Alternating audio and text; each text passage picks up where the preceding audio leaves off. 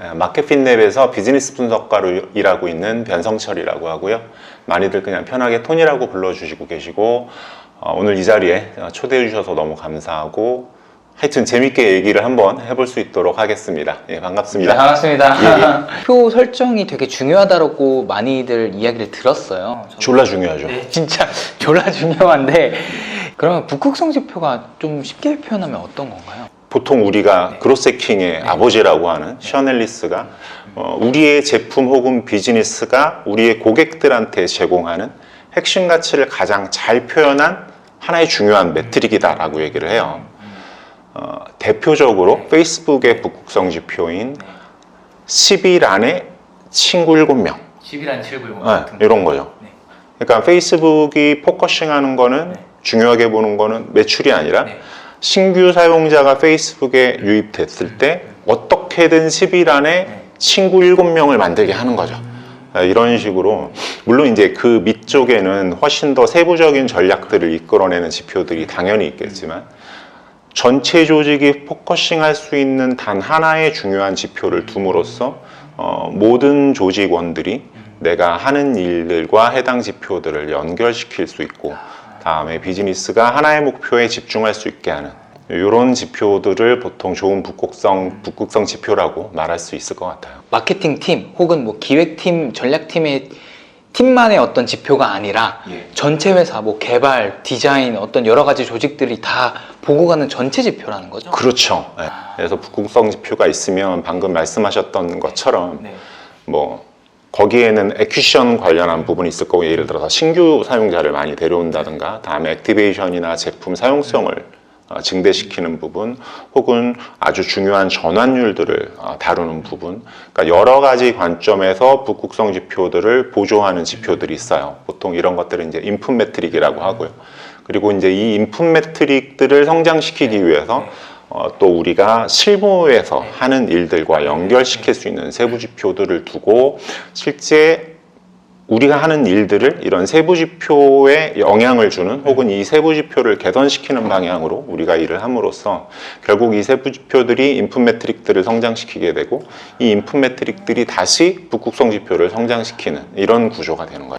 아니 뭐 알겠어요. 저도 막 글도 많이 봤고 뭐 페이스북은 뭐 10일 안에 뭐 7명이라고 하는데 그러면 우리는 어떻게 찾아야 될까? 사실 그게 좀 궁금하거든요. 이걸 어떻게 찾을 수 있을까? 일단은 여러분들이 북극성 지표를 찾을 수 있는 가장 쉬운 방법은 구글링을 해보시면 일단 이미 성장한 스타트업들 그리고 이미 잘 나가고 있는 곳들에서 어떤 식의 북극성 지표를 세팅을 해놨는지 그 샘플을 보실 수가 있어요.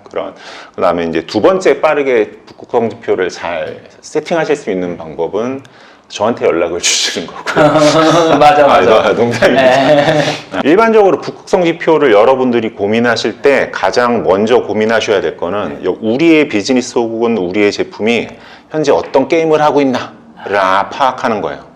이 게임이라고 하는 부분은 그러니까 우리가 일반적으로 생각하는 모든 제품과 비즈니스는 크게 보면 세 가지 게임을 하고 있어요. 첫 번째가 어텐션 게임.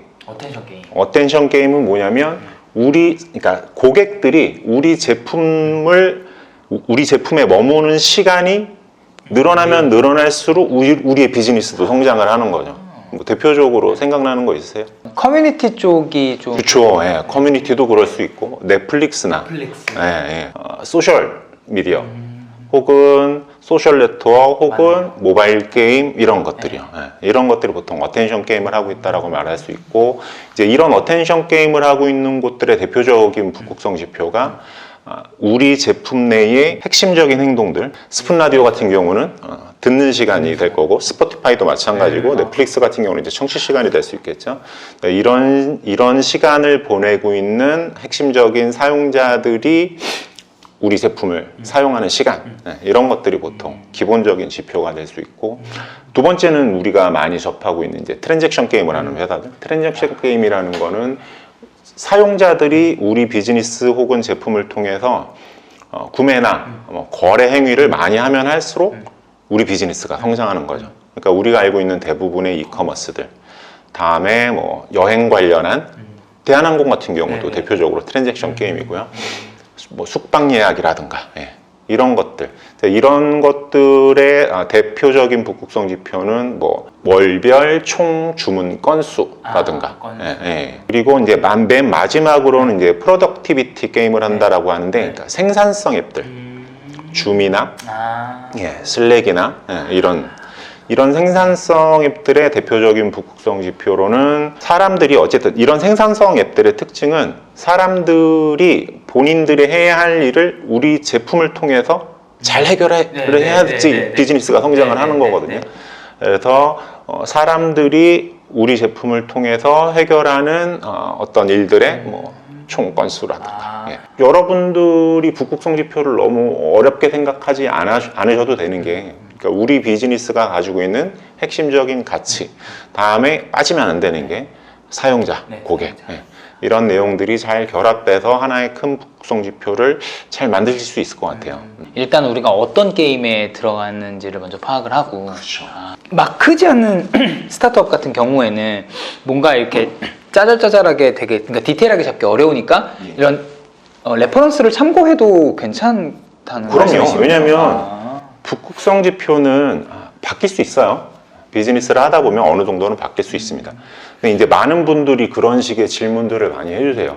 뭐 예를 들어서 페이스북의 예를 아까 들었지만 10일 안에 친구 7명이잖아요. 9일 안에 친구 8명 하면 페이스북이 망하나? 그렇지 않거든요. 그러니까 북극성 지표에서 굉장히 중요한 거는 방향성이라는 거예요. 그러니까 방향성이 잘 맞는 우리 비즈니스나 우리 앱의 방향성에 잘 맞는 지표를 설정을 하고 그러니까 거기에 뭔가 부수적인 어떤 그런 짜치는 숫자들은 좀 틀려도 좀 틀리면 어때요? 왜 7명이겠어요? 뭐 물론 이제 페이스북에 그 당시에 얘기를 들어보면 데이터 분석을 통해서 그런 지표가 나왔다라고 하지만 그러면 지금 비즈니스를 시작하시는 분들은 데이터가 없는데 어떻게 해? 그럴 때는 그러는 거죠. 아니 빵명이 될 수는 없잖아. 그렇죠. 10명이면은 10일 동안 10명이면 하루에 1명 꼴인데 이건 좀 많아.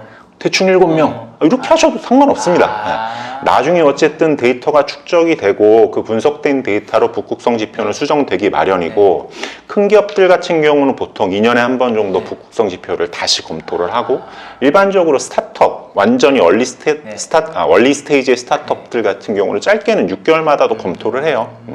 그래서 그런 부분들에 너무 부담 갖지 마시고 아까 말씀드렸듯이 중요한 거는 매출과 같은 후행 지표가 아닌 우리 비즈니스나 제품을 성장시키고 있는 선행 지표로서의 전체 조직원들이 집중할 수 있는 하나의 매트릭을 만든다는 거니까 너무 그런 부분들에 부담을 안 가지셔도 될 것 같아요. 그래서 만약에 조직 내의 디자이너나 개발자나 마케터들이 지금 이 순간에 내가 하고 있는 일들이 어떤 지표를 개선시키기 위함이다 라는 부분을 잘 알고 계신다면 졸라 잘하고 있다. 졸라 잘하고 있다. 그래서 이제 출근을 한단 말이죠. 뭔가 하나의 팀원이 이렇게 큰 회사의 어떤 방향성을 바꾸는 게 쉽지 않을 것 같아요.